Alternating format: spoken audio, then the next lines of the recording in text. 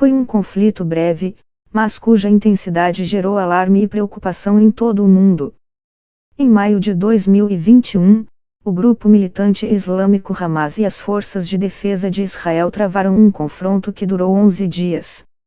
Nesse período, o primeiro lançou 4,3 mil foguetes da faixa de Gaza para cidades e vilarejos no centro e sul de Israel, enquanto o segundo realizou cerca de 1,5 mil bombardeios aéreos no densamente povoado território palestino, segundo dados de um relatório da ONU. As ações de Israel deixaram um saldo fatal de pelo menos 230 mortes, incluindo 130 civis, enquanto foguetes disparados por grupos palestinos mataram 13 pessoas em Israel e por acidente cerca de 15 palestinos em Gaza. Um dos estopins para o conflito foram os confrontos entre a polícia israelense e os manifestantes palestinos em um local em Jerusalém sagrado para muçulmanos e judeus. Foi nesse contexto que o Hamas começou a disparar foguetes contra o território israelense e Israel respondeu com bombardeios na faixa de Gaza. As hostilidades chegaram ao fim com um acordo de cessar-fogo mantido em grande parte, apesar de ataques de pequena escala, como o assassinato em novembro de um guia turístico israelense em Jerusalém por um professor palestino militante do Hamas. O conflito em maio terminou com extensos danos estruturais em Gaza. Mais de 1.000 casas foram destruídas ou danificadas nesse território palestino. Apesar disso, o Hamas se autoproclamou vencedor do conflito. E, pelo menos em termos da opinião pública palestina, foi o que aconteceu, de fato. Uma pesquisa conduzida em junho pelo Centro Palestino para Políticas e Pesquisas de Pesquisa, PCPSR, revelou que 3/4 dos palestinos acreditam que o grupo militante islâmico foi o vencedor do confronto com Israel. Mais importante, a pesquisa constatou que 53% dos palestinos consideraram o Hamas a organização que mais merece representar e liderar o povo palestino, muito à frente do Fatah, partido liderado pelo presidente da Autoridade Palestina, Mahmoud Abbas, que obteve apenas 14% dos votos. Hamas e Fatah disputam a liderança dos palestinos há décadas. No entanto, uma sondagem do PCPSR realizada em dezembro mostrou que grande parte da popularidade do Hamas após o conflito de maio diminuiu significativamente. Agora, apenas 34% dizem acreditar que o grupo militante merece liderar os palestinos, enquanto 23% se mostram favoráveis ao Fatah. Segundo o levantamento, esses resultados refletem uma clara decepção com a liderança do Hamas em comparação com 6 meses atrás. A taxa de desemprego em Gaza é superior a 40% e não é fácil para quem quer escapar dessa realidade. Vários fatores tornam as condições econômicas naquele território muito difíceis, incluindo os rígidos controles de fronteira exercidos por Israel e Egito que limitam a capacidade dos habitantes de Gaza de ganhar a vida fora da região. Então, quando rumores se espalharam em outubro de que Israel iria conceder mais autorizações de trabalho aos habitantes de Gaza, milhares deles se candidataram para obter tais permissões. Desde o fim do conflito em maio, as autoridades israelenses começaram mais uma vez a emitir esse tipo de documento.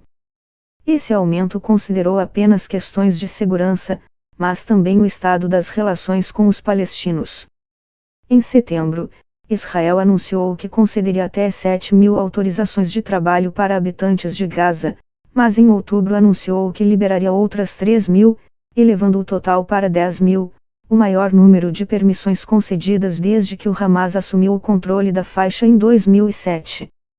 Esse gesto foi interpretado por especialistas como um sinal da vontade de preservar a frágil calma que existe na região. Mas não é o único.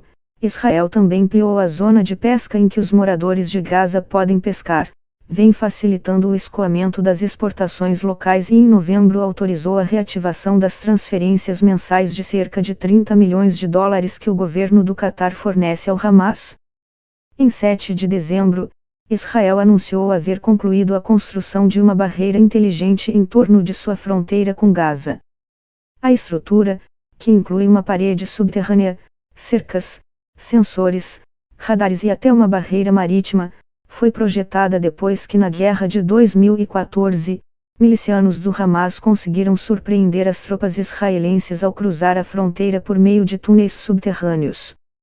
A cerca inteligente tem 65 quilômetros de comprimento e 6 metros de altura.